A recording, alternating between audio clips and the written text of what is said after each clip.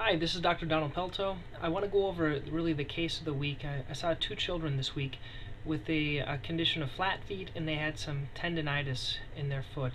So let me just kind of go on what they came in with, and then kind of how we went about treating them.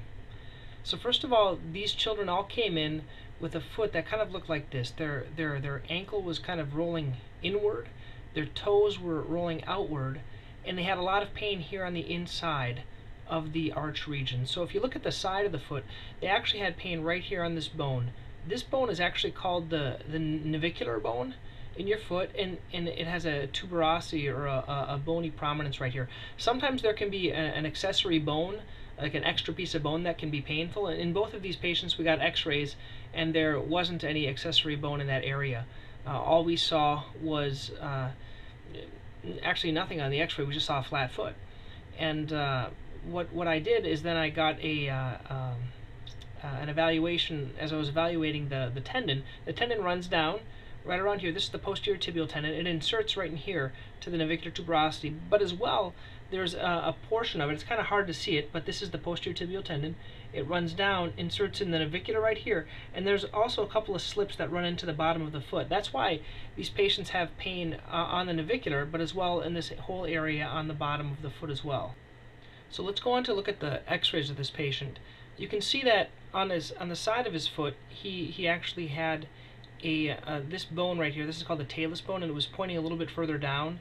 It shows there's some flattening, and as well, if you look on the top of the foot, he has a little kind of a skewed foot, a little bit, but most importantly, you can see how the talus, this bone right here, was a little bit uncovered. This should actually be, all this foot area here should be moved over there, and that just shows the area of the flattening on the foot. Okay, an example of a foot, not exactly this patient's foot, but as you can see, this puts a lot of additional stress and strain on this tendon that inserts right there. The whole job of this tendon is actually to pull up the arch of the foot. That's what it tries to do, to pull up the arch of the foot and then stabilize the rest of the foot. So the patient had flat foot and tendinitis. This kid was in some difficulty. So how do we go ahead and treat this?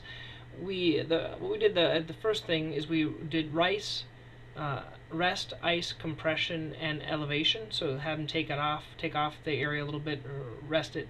We did some physical therapy for this patient to help kind of calm everything down. We got in some really good shoes, and as well some over-the-counter inserts to start out. I usually recommend Power Steps are a very good insert. We're going to see how that works. If it doesn't work, the next visit we're going to do custom orthotics and continue on with the physical therapy. Very rarely do I need to do surgery on a patient like this, especially at this age. Usually what happens, like with a couple of these, is they came in because they just started baseball practice and they're doing a lot more activity on their feet than they're used to, and that's when the pain normally happens, during the activity or after the activity.